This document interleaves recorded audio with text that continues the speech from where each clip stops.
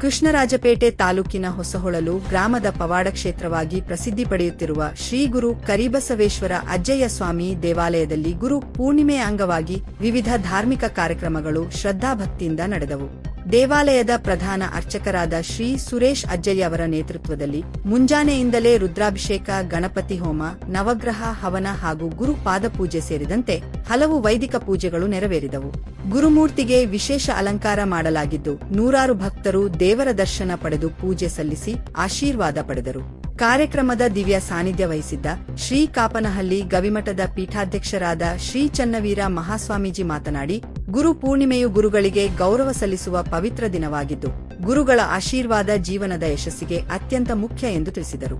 ರಾಜ್ಯದಲ್ಲಿ ಉತ್ತಮ ಮಳೆ ಸುರಿದು ರೈತರಿಗೆ ಸಮೃದ್ಧ ಬೆಳೆ ದೊರೆಯಲಿ, ಜನರು ಸುಖ ಶಾಂತಿಯಿಂದ ಬದುಕಲಿ ಎಂಬ ಉದ್ದೇಶದಿಂದ ವಿಶೇಷ ಪ್ರಾರ್ಥನೆ ಸಲ್ಲಿಸಲಾಗಿದೆ ಎಂದು ಹೇಳಿದರು.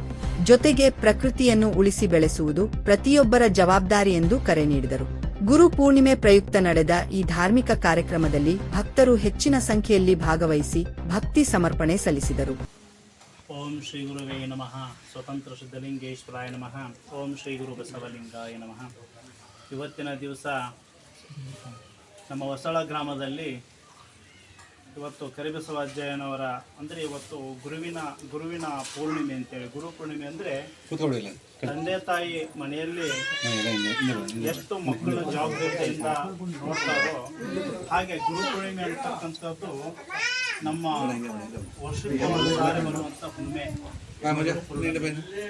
ಅಂದರೆ ದೇವಾಲಯಗಳಿಗೆ ಮತ್ತು ಗುರುವಿನಿಗೂ ಏನು ವ್ಯತ್ಯಾಸ ಅಂತಂದರೆ, ಗುರು ಅಂತಕ್ಕಂಥವನು ತಾಯಿಯ ಕರುಳಿನಂತೆ, ತಂದೆಯ ಭಾವ ಅಂತಕ್ಕಂಥದ್ದು. ಆ ಸೂರ್ಯ ಎಷ್ಟು ಉದಯ ಆಗ್ತಾನೋ ಆ ಗುರುವಿನ ಕೃಪೆಯೂ ಕೂಡ ಅಷ್ಟೇ ಉದಯ ಆಗುತ್ತೆ. ಆದರೆ ಸೂರ್ಯನ ಕಿರಣ ಅತ್ಯಂತ ನಮಗೆ ಜ್ವಾಲಿಮುಖವಾಗಿ ಉಳಿದ್ರೆ ನಮಗೆ ತಡೆಕೊಳ್ಳೋಕ್ಕೆ ಸಾಧ್ಯವಿಲ್ಲ.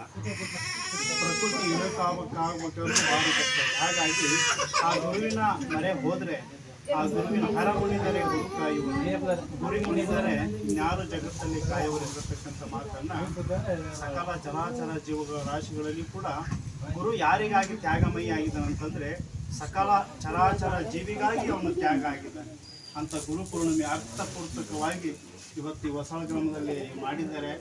ಈ ಗುಡ್ಡಪ್ಪವರು ಹಂಗಾಗಿ ಅವರಿಗೆ ಆಯುಷ್ ಆರೋಗ್ಯ ಕೊಟ್ಟು ಇಲ್ಲಿ ಬಂದಿರತಕ್ಕಂಥ ಭಕ್ತಾದಿಗಳು ಕೂಡ ಲೋಕ ಉದ್ಧಾರಕ್ಕಾಗಿ ಒಂದು ಹೋಮ ಹವನಗಳನ್ನು ಕೂಡ ಮಾಡಿದ್ದೀರಿ.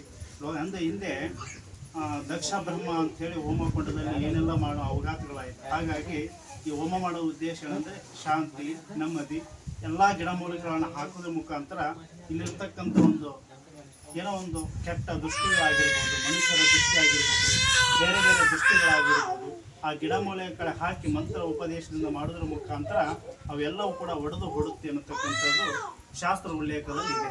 ಹಾಗಾಗಿ ಅಂಥ ಹೋಮನೂ ಕೂಡ ಈ ಕ್ಷೇತ್ರದಲ್ಲಿ ಮಾಡಿದ್ದಾರೆ ಮತ್ತು ಈ ಹೊಸಳ ಗ್ರಾಮ ಅಭಿವೃದ್ಧಿ ಆಗುತ್ತೆ ಅಂತಕ್ಕಂಥ ಅನುಮಾನವೇ ಇಲ್ಲ ಅಂತಕ್ಕಂಥ ಮಾತನ್ನು ಹೇಳ್ತಾ, ಎಲ್ಲರಿಗೂ ಕೂಡ ಈ ಗುರು ಪೂರ್ಣಿಮೆ ದಿನ ಮತ್ತು ಕರಿಬಸವ ಅಜ್ಜನ ದರ್ಶನದಿಂದ ನಾವು ಕೂಡ ಪುನೀತರಾಗ್ತೇವೆ ಅಂತೇಳಿ ಎರಡು ಮಾತನ್ನು ಮುಗಿಸ್ತಾ ಇದ್ದೇವೆ. ಮಾಧ್ಯಮದಲ್ಲಾಗಿರ್ಬೋದು ಎಲ್ಲ ವಿಚಾರಮಯಗಳನ್ನು ಎಲ್ಲ ಅರ್ಥಪೂರ್ಣವಾಗಿ ಸತ್ಯಾಂಶವನ್ನು ಬಿಚ್ಚಿಟ್ಟು ಜನರಿಗೆ ಸತ್ಯಾಂಶವನ್ನು ಯಾಕಂದರೆ ಎಷ್ಟೋ ವಿಚಾರಗಳು ಕೆಲವರಿಗೆ ಗೊತ್ತಿರಲ್ಲ, ಅಂಥ ವಿಚಾರಮಯಗಳನ್ನು ಹೊರಹೊಮ್ಮಿಸಿ ಒಂದು ಕ್ಷೇತ್ರ ವಿಚಾರ ಆಗಿರ್ಬೋದು, ಅಭಿವೃದ್ಧಿ ವಿಚಾರ ಆಗಿರ್ಬೋದು, ಯಾವುದೇ ವಿಚಾರ ಆಗಿರ್ಬೋದು ಅದನ್ನೆಲ್ಲವೂ ಕೂಡ ಮಾಡ್ತಾ ಇದ್ದಾರೆ. ಅವರು ಕೂಡ ಚ್ಯುತಿ ಆಗದ ರೀತಿಯಲ್ಲಿ ಭಗವಂತನ ಕೃಪೆ ಇರಲಿ. ಗಡಿ ಭಾಗದಲ್ಲಿ ಕಾಯುವಂಥ ಸೈನಿಕರಿಗೆ ಮತ್ತು ರೈತ ಬಾಂಧವರಿಗೆ ಸಕಲ ಜೀವರಾಶಿಗಳಿಗೆ ಶುಭವಾಗಲಿ ಅಂತಕ್ಕಂಥ ಮಾತನ್ನು ಹೇಳ್ತಾ ಎಲ್ಲರಿಗೂ ಕೂಡ ಶುಭ ಉಂಟಾಗಲಿ. ಜೈ ಗುರುದೇವ.